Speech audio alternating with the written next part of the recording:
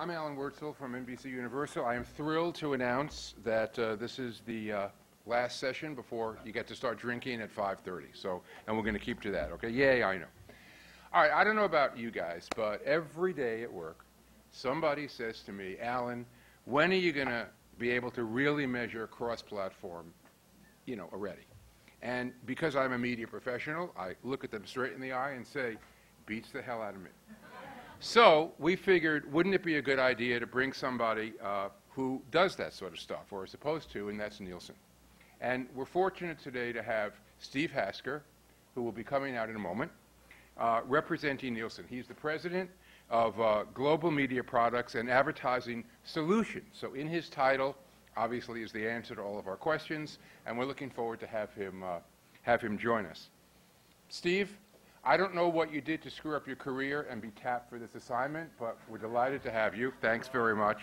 I give you enormous props for coming. And to ask the hard questions, we're thrilled to have Suzanne, Vranica, Wall Street Journal advertising and marketing journalist extraordinaire. So our plan is to have Steve and Suzanne engage for a few minutes in basically some conversation, and then we'll open it up to all of your questions. So with that, I'll turn it over to Suzanne. Thank you so much.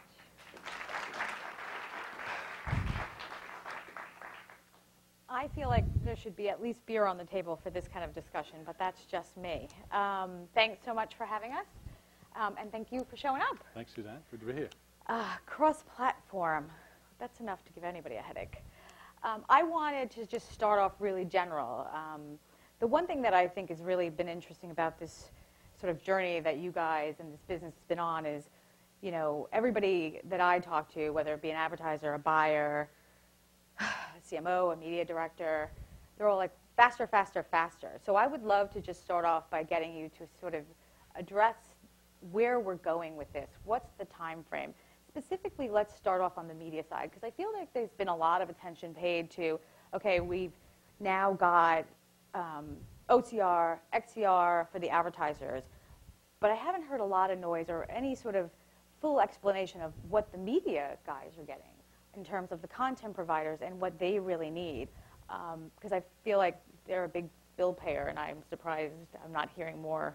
So if you can help me understand where you are with that. Okay, sure. Well, first and foremost, I see lots of sort of expectant faces if I'm going to say something interesting or new, and I hate to let anyone down, but I'm not.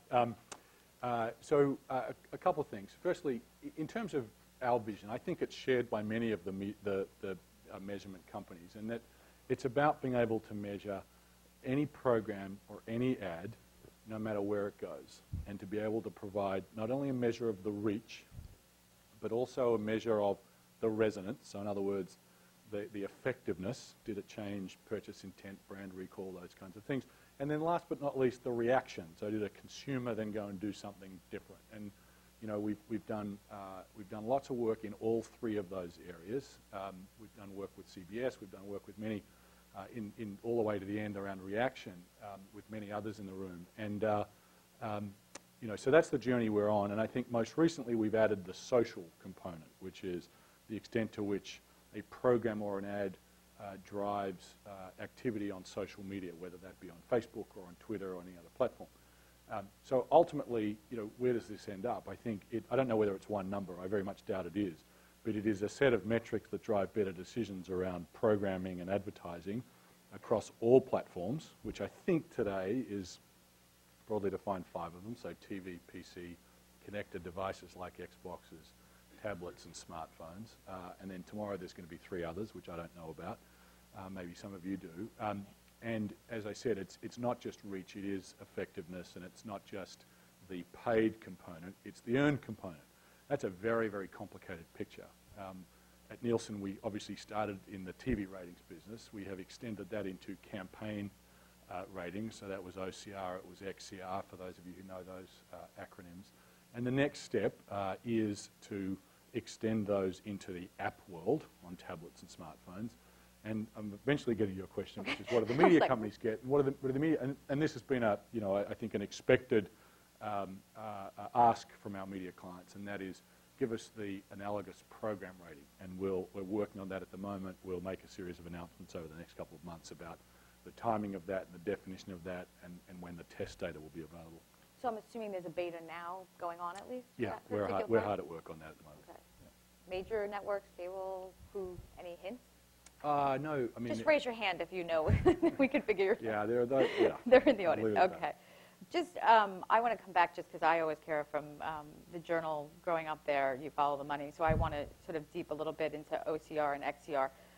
Can we get an update on how many advertisers are actually using XCR, and then sort of where we are with it becoming at least approved by the Media Ratings Council? Because I feel like there's been so much buzz in the marketplace, like it almost got detracted, right? Because OCR came out, and now most advertisers I talk to are like, oh my God, I have all these make goods, and I have to figure out what I'm like. I didn't know I had all this, and they can't even get to the next step. So I feel like, are we close to the next step, and then when does it all get certified and ready to go, become a courtesy? So we have about 800 brands working with OCR today, and many of those working with XCR. Firstly, secondly, OCR is accredited by the MRC, and XCR is in that process. And we'd have to ask, I don't know whether George is here. I saw him this morning. We have to ask George about that process. I don't have any, and never will have any insight into where we are in that process. But I was thrilled to hear him say this morning that in his 30 years of involvement with the MRC, he's never seen so much engagement between the MRC and Nielsen. And all of the things I described before, we bounce up against the MRC. When we think they're ready, we submit them for accreditation. I think that's a very healthy process for the industry, and I think we'll hear, if it ever is not a healthy process for the industry, we'll hear that. Since we talk about XCR and being the first of trying to get to sort of this cross-platform, we can hardly ignore the tablet and mobile part of this business. My daughter's is having her first Holy Communion this weekend and getting a tablet, an iPad for her communion, and never watches any television except for on a tablet now. Where are we with adding at least the tablet device to that service? So today, OCR, XCR works for TV connected devices like Xboxes and Rokus and so forth, and it works for web browsing on tablets and smartphones. It doesn't yet work for apps, and so we've run a series of tests. We're pretty happy with the way they're going, but we've got to get it right and then roll it out. My hope is we're done, and we're including all of those devices by the end of the year. By the end of the year. Yeah. And that would be tablets by the end of the year. And yes. What about mobile? I mean, well, that would include, so that's tablet and smartphone. The constraint that I think we all face around smartphone measurement, so we will include it in XCR. The constraint that we face is just making sure that to the extent that any measurement product, including XCR, relies on a very high quality panel. Our experience has been, and Brian Fuhr's in the room and he's got much more expertise than I have in this area, but our experience has been approaching a TV household and asking to measure a PC or a tablet, which we've rolled into our convergence panel, a connected device, which is in our core TV panel. Those things the acceptance rates have been relatively high. We are, I think, or our methodologists are somewhat apprehensive about a smartphone because of just the extent to which it's a personal device. And that's not to say that we won't be successful and others won't be successful in being able to have a panel that includes all of those devices, but we do think that it might be a little bit harder, which is why you're not going to hear any sort of big grandiose promises from me until we just make sure that we can do that, and we'll get robust data from a robust number of households. In terms of the smartphone part exactly. of this. Okay. Exactly. So you brought up panels, and I know with XCR, the one thing in getting folks that are in this room and clients to explain to me, taking a TV ratings, the online campaign ratings, and then having this panel of 9,000, 10,000 people now that do cross-platform measurement. One of the things that I've been hearing is some advertisers have some concerns that is 9,000 people enough, and how are the demographics of that panel? There's some concern about whether it's diverse audiences, the Hispanics in that panel, and is there any plans to fortify that panel, make it bigger at some, because is it too small at this point? What's the... Well, a couple of things. Sure. One is, So that is a very high quality panel. I mean, it is our what we call our NPM, our National People Meter panel, at its foundation. So it's a panel that we visit 4 times a year. I once asked for what is the sort of cost of establishing and maintaining that panel, and sort of the finance people, the fuses blew. So it's a very expensive exercise. It's very high quality, and it will always be very high quality. So, you know, its value, no matter sort of how many other data sets are appended to it, is in that quality, firstly. Secondly, Paul Donato, our Chief Research Officer, has launched an effort to look at what is the right size of that panel going forward. And I don't think there's any doubt, in my mind at least, and I'm not the Chief Research Officer, as many of you will be acutely aware, there's no doubt it needs to be bigger, and it will need to be bigger over time. The question is, what's the right way to expand that? How many devices need to be added and when? And so Paul will report back to us and then the industry in due course on that question, because, for example, in XCR, the demographics come both from the panel, they also come from third-party data providers, which in the first instance is Facebook. Right. And we're able to correct the Facebook demographics for the panel, but obviously the panel needs to be as robust and as big as it possibly can be. So he's out now trying to figure out if it needs to be updated for 9,000 and 10,000. Yeah, 10,000. It says 10,000. Sorry, an extra 1,000 people signed up. When will that be decided? Is that just something that you obviously will always do, update, or is this? Just I mean, it's an ongoing process. Okay. I don't have a date for you as Okay. to when he will come back. I mean, there are, you know, he'll work closely with many people in the room who are, you know, equal experts on Right. that question. Okay. You brought up Facebook, and obviously when you signed up to use them to help with your OCR, it's been a while now. Can you give an update on how many new publishers have come on board that you're dealing with? And I guess the big question is, the big issue that everybody keeps talking about, at least asking me, is Google and not allowing the ad tags to run through their systems, specifically on YouTube. Can you address sort of what's the plan of action on that? What's the workaround? Is there, or is there some sort of compromise that, I mean, Yeah. from what I can tell, advertisers are, you know, trying to work their way around that and adding on, but obviously can't really leave out Google. So a couple of things. One is we have over 100 publishers using OCR as their measurement system in its various forms. We started with Facebook as our original data provider, and I think I've sort of explained this before. The reason we started with Facebook is we felt that that service and the service it provides to its registration database is very unique in terms of the data it captures, right? So age, gender, and hometown. And our work with Facebook has proven that that data is accurate and is very helpful from a research standpoint. But it's a Nielsen product, not a Facebook product. It always has been, it always will be. So we've looked to add other data providers. We've done a lot of work with some of the other data providers. We haven't added any yet because we want to make sure that the integrity of the product stays as originally designed and accredited. We've also, as you can imagine, had conversations with Google. You know, there's just a couple of points on Google. I mean, you'd have to ask them as to where they sit in that process and how they feel about measurement. But I will say that, you know, I know that there are a number of advertisers who would like to have independent third-party measurement that is cross-platform and cross-publisher and includes Google. And so those advertisers, I think, have put some pressure on Google and are asking some of those kinds of questions. How Google respond to that is entirely up to them. I mean, that's a tremendous business that has grown out of originally the search area, and as such, there's no independent measurement in search, right? And there's really no need for independent measurement in search. And so you have a set of very talented and very successful executives who've grown up in a different part of the media ecosystem and are probably not as open to it, or at least haven't been. Right. Are you close in terms of, you said that, you know, besides Facebook, you've had conversation. Are you close to signing some other? I don't have any announcements to make today. No. Can we nudge you a little? I want to just bring up Arbitron, because we talk a little bit about here are the areas that people want answers to, whether it's dates or holes or more panels.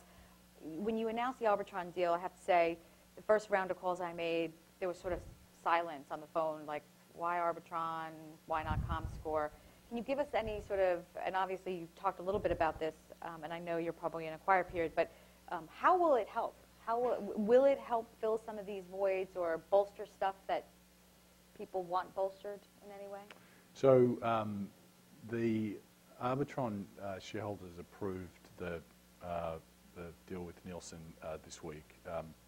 There's an FTC sort of regulatory process going on, so there's not all that much I can say. The only thing I will say is, you know, our reasons for being excited about Arbitron are the same as they were when we announced in December. So we think radio is a very important part of a consumer's media time. We think that radio is an important part of an advertiser's media mix.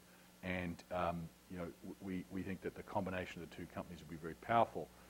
For example, Arbitron have for some period of time been measuring out-of-home TV, and so we sort of look forward to figuring out with the Arbitron team the right way to make 1 and 1 equal 3 from a measurement standpoint. Right, and they do have panels and different things that could be incorporated. Right. Okay. I know we're supposed to be talking about cross-platform, but I wanted to just sort of drop back and talk a little bit about TV, because it seems to me, you know, you have sort of lots of children at the company that you have to feed, whether it's services and R&D spending that has to go. But where are we on, there's been lots of noise about, over the years, about the TV panel size, right, and what it constitutes. And for a while, there was lots of buzz about, on the local level, how does Nielsen start to incorporate set-top box data? All of a sudden, I've sort of not been getting any feedback that that's actually happening. Can we get an update on set-top box data and updating these panels, whether they are increasing or new methodologies or new technologies being added to any of these homes? Yeah, so around about a year ago, we made the announcement that we were going to overhaul our local television audience measurement system in the US across 210 markets. Right. 56 of those markets are measured electronically, and the rest are measured using diaries. And the system that we designed and tested and announced involved using the existing metering technologies, which is the local people meter and the set meter, a new, lighter, more nimble metering technology called the code reader, and return path data from a couple of set-top box providers. The industry has embraced that plan. The industry has come back and said, look, we like the look of the plan, but we don't think that set-top box data at this point in time has a real role to play in the top 56 markets. Was that because the data showed declines? No, it's not. It's because of concerns about maintaining overnight ratings. Oh, I mean, you'd have to ask the local clients to exactly why they came to that view. But my understanding is that it was concerns around getting overnight ratings, and you know, they really thought, to the extent that the MSOs can't provide that data on a daily basis, there was a concern, or at least for the purposes of sort of industry standard measurement, there was a concern that this would be viewed by the advertisers and the agencies as a step back. I think that's the way they interpreted it. The bottom line is that plan, the rollout of that plan is going well. You know, we've spent 4 or 5 hours this morning with the local clients reviewing the progress, and what we'll have is dramatically increased sample sizes in all markets, driven in the top 56 markets by addition of code readers, and in the remaining markets by the addition of code readers and set-top box data. So far, so good on that. You know, and I think whenever you overhaul something to the extent we are, I'm sure there are going to be bumps in the road, but it feels okay to me so far. So far. And what about on the national households? Well, national comes back to the question that you asked before, Suzanne, which is, what's the right size of the panel? And I think that's the first one we want to answer. And so it's not just the 10,000, sorry, not 9,000. So it's also the larger panel. Yes, exactly. So the first question that Paul's looking at is, what's the right size of that panel? And the second question is, you know, will set-top box data play a role in national? And I really don't, you know, I don't have a view on that yet. I think it's probably too early to tell. But it's just something you keep looking at. Sure. I mean, obviously. Okay. Just to go in a little bit different direction, because I feel like lots of the previous stuff covered lots of this ground already, but when we talk about measurement specifically on television, we always drill down, and much of the conversations about reach and frequency. but more and more advertisers are starting to say, look, we've got to be able to sort of match data with audience measurement and figure out how to target better on television. You obviously, your company's doing that for the CPG companies by doing sort of the loyalty shopping cards and matching that data. You've begun to sort of expand that business a great deal using other sites of data. Can you sort of update us on what data are you sort of now fusing with your panels and what new advertisers are starting to use that? Yeah, sure. So this is something that Nielsen have started to develop, and so have many other measurement and analytics companies. So I talked about reach, resonance, and reaction. Reach is about the ratings, I suppose, to put it simply. Resonance is about the simple research metrics, and it's really reaction, which is combining the data sets, so looking at how many people saw a program or an ad and did their behavior change. We've done a number of things in that space. So the first is we have our own internal data sets with the largest provider of data to the CPG industry on sales. So we're able to take those data sets and combine them with the media side of things. Firstly. Secondly, we did a joint venture with Catalina, who of course have 80 million households of loyalty card data on a daily basis. The third is we have a similar arrangement with one of the third-party credit card processors who, in this country and a number of other countries, have around about 70% of all debit and credit card purchases.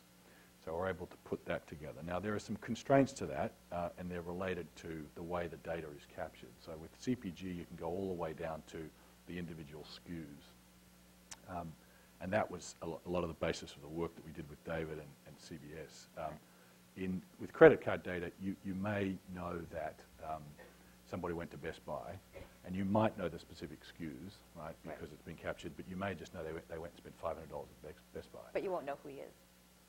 Well, you'll know who he is, but you may not know whether they bought, an Apple TV and a new transistor radio or something. So that level of detail sometimes is not there. So there is a constraint to it. But what we've seen, it's very early days, for us at least in this product. There are other players like Datalogics and others who are doing this, and we work with them and we compete with them in other areas. But for us, it's early days. What we are seeing is advertisers starting to use that data to better inform their decisions, firstly. And secondly, we're seeing a number of our media clients use it to enhance their ad sales proposition. Right. So in other words, two programs aimed at similar audiences with a similar Nielsen rating, so a similar number of viewers. One has over-indexes in, I'm making this up, but Marriott visitors, and the other one doesn't. And so that's an interesting proposition to take to Marriott, to take to Hilton, to talk about, why that program should be bought, not the other program. So we're starting to see and those maybe Marriott won't notice that the program's down from last year in terms of ratings, so that's good too. Maybe. Okay. And so how many advertisers have used that? I mean, it seems pretty new. Yeah, no, it is new. I think, I don't have the number off the top of my head, but the number of advertisers who've sort of used that would be in the dozens rather than the hundreds. Okay. Yeah. So you talk about you now going sort of head-to-head competing with Datalogics. We've talked about cross-platform. We've talked about the update. It seems like you have a lot of mouths to feed at Nielsen. I'm a mom. You never get to pick your favorite child, or at least you're not supposed to say you have a favorite child. But obviously you have an R&D budget. Can you help me understand what are the priorities? Because I feel like every day I could get a press release from your company, and I'm like, wow, I didn't even know about that service. It seems like lots going on. What are the priorities? What gets the funding? What is cross-platform? Is mobile the priority, or is it the data? Everybody wants big data. Is that the priority? What's the? I think you don't have to name any ugly stepchildren. It's a great question, as you say. I think, given how fast consumer behaviour is changing and how much data is now available, I think everyone in the room has a growing and pretty daunting list of priorities. If I had to simplify us, I'd say overhauling local and making sure that our measurement measures all devices. I think those are the two that keep me up at night, and I know keep most of my team up at night. Yeah, I'm going to ask you about one of your latest ventures, the Twitter Nielsen partnership.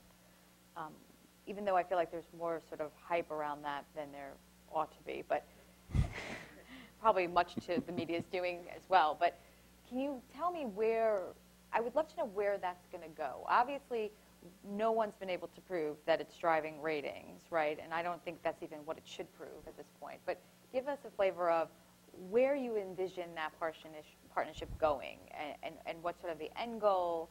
Because I feel like everybody's sidetracked trying to answer this question, is it driving ratings? And I keep saying, well, if you figure out that it's driving ratings, somebody's going to go and abuse it, and then it's not going to drive ratings anymore anyway. So it seems to me there should be a bigger reason for this play. Right.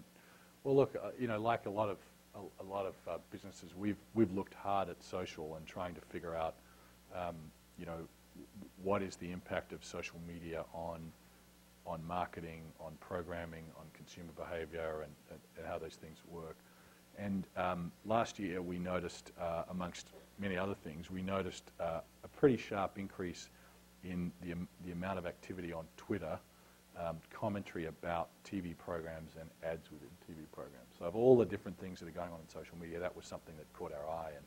And with that in mind, we acquired a business called Social Guide that are able to match a tweet to a TV program, and we struck a deal with Twitter to be able to measure the reach and the demographics of tweets. So not only the number of people who tweet about a program or an ad within a program, but the actual reach of those tweets. So the number of people who, on any device, look and see that tweet. Yeah. Now, in answer to your question, Suzanne, I don't know how important that is, and I don't know where it'll go. Okay. I really don't. It has been something that's gotten much more excitement than many of the other things we've done, and so that's nice, I suppose. I don't know. We'll see. All we're trying to do is just inform that relationship between social media, and this is one platform. It's not many. It's Twitter, right? So it doesn't include the others. What's the relationship between social media and TV programming and advertising within programs? That's all we're trying to do. So we'll come out for the fall TV season with a daily metric that measures for every program that reach. And the industry broadly defined will either say, okay, this is really interesting and this helps our ad sales proposition, this helps figure out where we should be placing money and so forth, or they'll say, you know what, it's not very interesting. And I'm certainly not clever enough to know which conclusion they'll reach, but it has prompted some very interesting conversations. We're going to turn it over to questions because obviously you all have far more interesting questions to ask him. But before I do, I just want to ask you one sort of final question about when you think about everything I heard before this panel and everything that I've ever heard from an advertiser, it seems right now measurement is so in flux, right? Lots of advertisers are putting together pieces and trying to build, if they can afford it, their own sort of system, incorporating your data and lots of others. Do you think we'll ever get to a place where there really is going to be holistic, one place you can see across multiple screens in any time? Because I feel like technology is moving so fast that by the time even mobile gets here, or, if you get to the smartphone, there'll be something else. Like, is it almost to the point that everybody needs to just sit back and say, it's going to be tough. We're really not going to, because I feel like we're always waiting for this promised land, and the promised land is really not what we think it's not attainable as we all think it is. Yeah, I mean, I think saying it's going to be tough is probably as we would say in Australia, a bit of a cop out. I don't know whether we say that here, but we say that in Australia.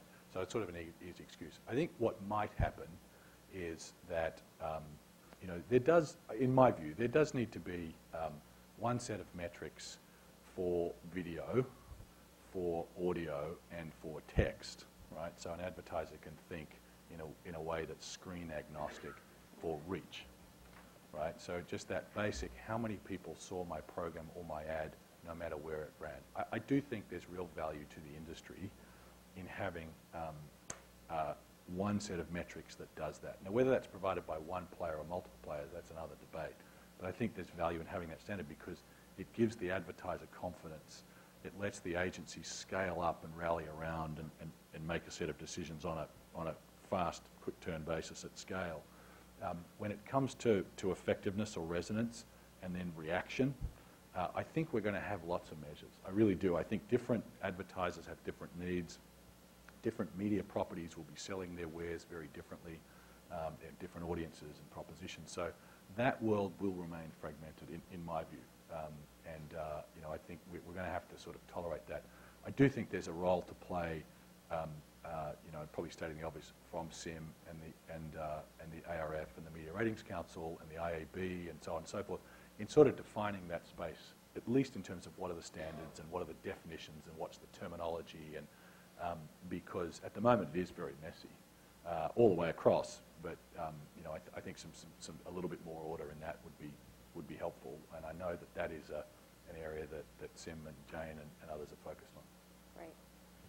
Steve, it's just a modest proposal, but why can't Nielsen just plant a chip in everybody when they're born, and then we're done? This is all taken care of. Okay. They're already doing that. We just don't know it yet. Well, that's Can't talk about that yes, project. You're right. I know, this has gone in weird ways. Suzanne said I had many kids, which... Questions? We've got Steve here. I think it's a great opportunity. Colleen? Hi, Colleen. Good. I was, ACR, not OCR, ACR seems to have promise as a technology and something that some people are harnessing and doing some experimenting with measurement. I think it's really interesting. And I was wondering if you could share or reveal any plans or experiments that Nielsen has done to harness that type of an approach. Yeah. So the one thing that I've talked a little bit about, and we've talked about it, Colleen, and so this may or may not answer the question, but most TV content today is encoded with a Nielsen code, and I know that's something we've talked to the Sim Taxi Initiative about and so forth. But what we would like to do, and we haven't figured it out yet, but we would like to license those codes out, because I think the idea of being able to, as a media property, sync up a second screen application for a consumer, whether that's a smartphone or a tablet, automatically with the content that's on the screen, and trigger a different programming, an enhanced programming experience, an enhanced advertising experience, or an e-commerce experience. I think that's a pretty interesting play. Now, certainly, Nielsen are not the only player who can do that. There's a bunch of Shazam and IntoNow and all kinds of players in the space. But when I think about that, I know the question is broader. Certainly, licensing watermarks is something that we are starting to sort of put our minds to and figure out. And we're not there yet, but we'll get there. I'm hoping we get there reasonably quickly, and we're able to come back to you and say, okay, here's an idea, and put that sort of in your hands, and have you and your ad sales folks and so forth and programmers figure out what's the best use of that. Yes. Shameless plug for the first panel. Steve, you guys participated in the. Thanks. You guys participated in the taxi pilots, and by the way, even up until last week in our last pilot with NBC. In this roadmap for cross-platform measurement, what's your thinking on standardized asset identifiers, and how does that play into that roadmap? I can only give an answer from a Nielsen perspective, which is it's certainly something that we think about, we work on, and we want to minimize the I suppose the complexity of the asset identification and measuring particularly properties as they go across screens. So from a Nielsen perspective, I think it's an essential thing for us to do on behalf of our clients. Now, I think that pertains to the rest of the industry, which I know is the genesis, one of the issues in the taxi initiative. But I wouldn't speculate as to sort of what the right answer from an industry point of view is. Mark. Hi, Steve. Mark Lowney, ABC. I have one question. Earlier, you mentioned that ads in XCR are picked up on tablets if they're viewed in the browser. Yeah. Now, my understanding has always been that you're just getting the volumetrics. You're not getting demos from the tablets. Is that correct? I think we get both. Yeah. We get the underlying data for both. We've been a bit shy about reporting it out, but we Okay. get it. Yeah. Great. Thanks. Pardon?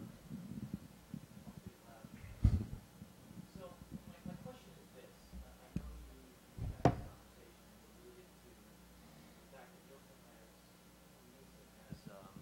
has plans for developing,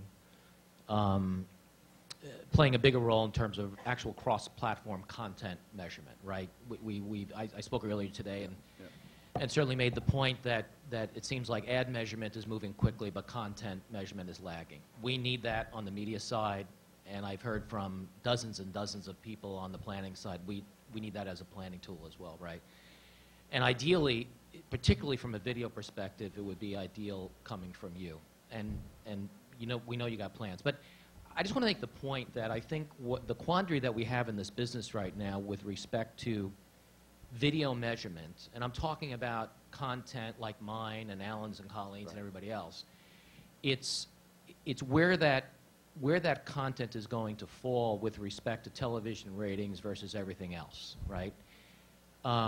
You're working on what the definition of a new television rating is, including you know, viewing going to extended devices or over-the-top devices in the home, which is great. And then, of course, that would include tablet measurement, which is a significant concern for everybody in the industry. And it's sort of a device that is sort of unpredictable right now. It's a shared device. It could be an individual device. It could be a portable device. There are just so many questions sort of looming around what is going to be in the currency and what is not going to be in the currency. The second thing is this question of scale. And even if you are able to measure tablets, based on everything we've heard from Nielsen over the past couple of months, the question I think that we all still have is, will we have the scale to really have the diagnostics to understand how tablets are being used by themselves, right? Right. And what are your thoughts around that? Where can Nielsen go? So your point, Artie, you know, about the need for program ratings as a corollary, we've got it, and you know, we're excited about the path forward. I don't want to sort of preempt any announcement, but that's certainly a big priority. One of the reasons that we invented OCR, XCR, and put that into the marketplace, rather than sort of put all our efforts around C3, right, and the extension, for want of a better term, of C3 to different, was that it's the industry that designs that metric, and it'll be you and your peers who say, okay, this is the best set of definitions related to that metric. And that's, you know, providing that to the industry is a privilege to Nielsen, but we're not naive enough to believe that we can unilaterally change that. Now, does that mean it'll move faster or slower? I don't know, but we recognize that there needs to be that process. And then as it pertains to tablets, so you know, none of this is easy, but we think we have cracked the technical problem in terms of having a meter that sits on a panelist, whether it be a Nielsen panelist or a much, much broader set, and actually trapping the content, all forms of content consumption, be it an ad, be it a program, be it, you know, whatever it is, and duration and so forth. We think we've captured that. The question is, well, how do you account for the fragmentation that's inevitable, right? And the fact that, you know, I might have two devices or I might share one for the rest of my family, all the complexities that you point out.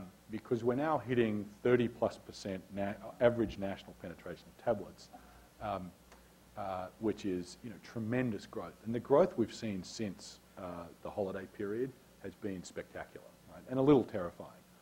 But with the number of channels, the number of networks, the number of programs, and all the different splices, the actual sort of incremental ratings to any particular would actually be quite low. And so there's a huge fragmentation problem, which I think is what you're getting at.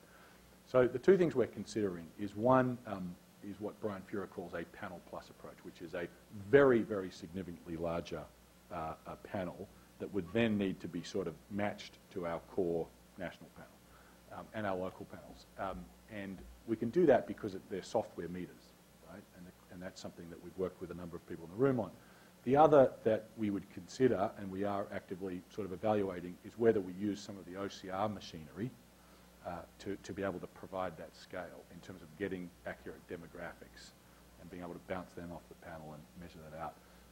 And so that work is going on at the moment, and you know, we'll sort of wrestle with that over the next couple of months and then be able to put a proposal forward to the industry.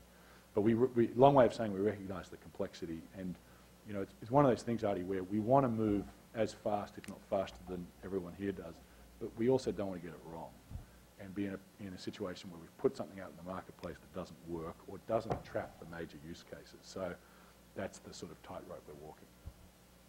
OCR, ACR, XCR, just who is the vice president of names in Nielsen? Great question. You might want to I kept calling it over the counter. Because I was like, what? Yes.